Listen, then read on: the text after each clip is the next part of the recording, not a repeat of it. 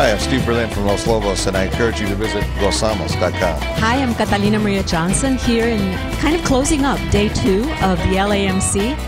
And we're kind of cerrando con broche de oro, like they say. I mean, we're closing with the golden clasp because we've got an extremely special guest here that I am honored and privileged to share this space with.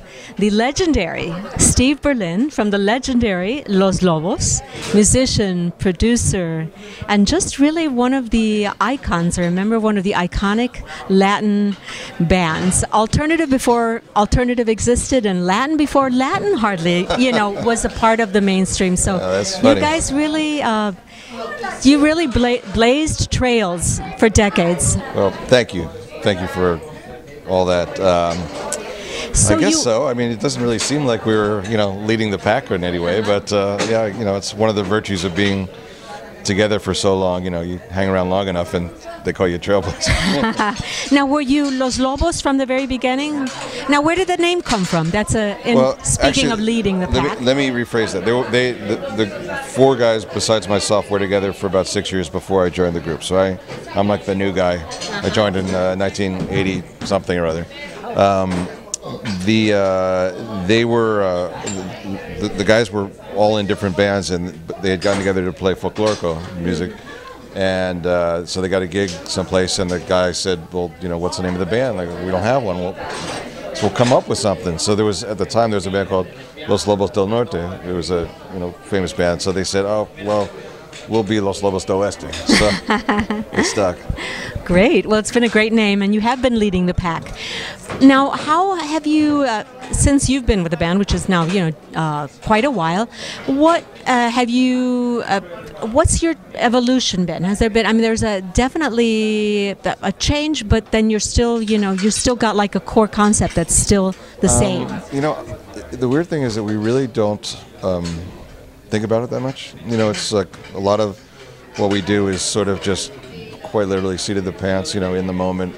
Like when we make a record, we don't really plan it or like strategize anything. And, our whole career, I mean, I wouldn't recommend it for young bands out there, but we've just been ridiculously lucky that, we've kind of fallen into good things, and the records, thankfully, don't kill us to make, and I think they represent us well, and I'd like to think, you never really know, but I'd like to think that we've grown as we go, try not to repeat ourselves, and, the La Bamba moment was sort of like everybody knew who we were, but I think that we sort of took that and rather than sort of really ride it, we sort of said, well, now the world was paying attention, we just said, well, here's some music that you've never heard before. So we've always tried to sort of go against the prevailing wind, if you know what I mean.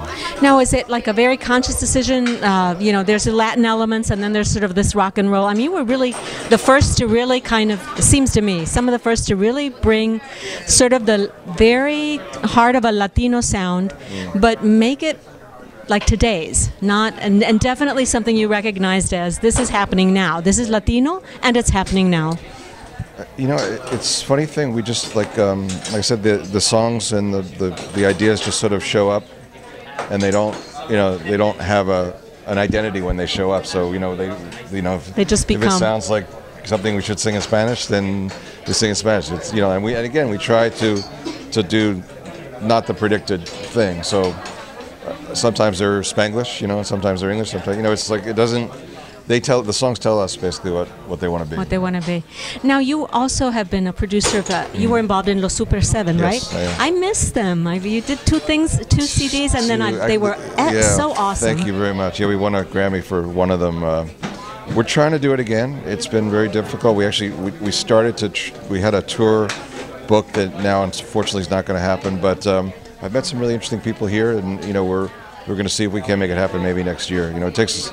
There's like 7 different schedules that all have to line up. Coincide. So it's not the easiest thing to pull off, but I'm hoping, really hoping that we can pull it off sometime next year. Wow. Now, as a veteran of the music industry, what's the Latin Alternative Music Conference experience been, and what would you say to all these young? I would say, you should be here. Number one, it's a pretty amazing thing.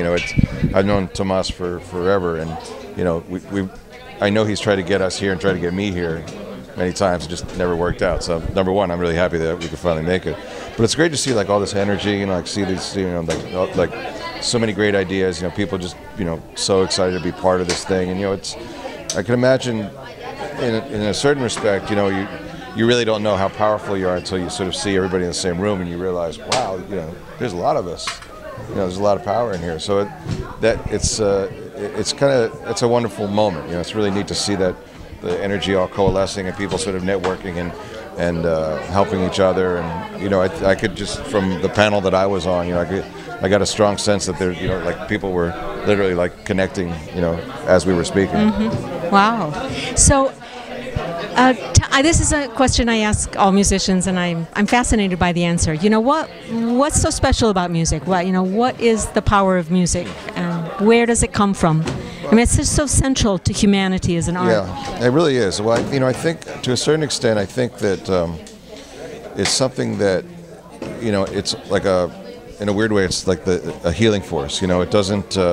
It's sort of like whatever barriers or I don't like this or I don't like that. You can tell yourself anything, but when you hear something that moves you musically, sonically, it moves you in a way that it almost nothing else can. So I feel like myself, it just sort of has a certain mystical quality. And I know some nights when we play, we're literally elevated. It feels like we're hovering above the ground, and there's no rhyme or reason why it happens, when it happens. There's really nothing you could make happen, but when it happens and you realize that just by the force of these 5 or 6 guys making this noise together, we're able to sort of change reality for a second. It's a pretty cool feeling.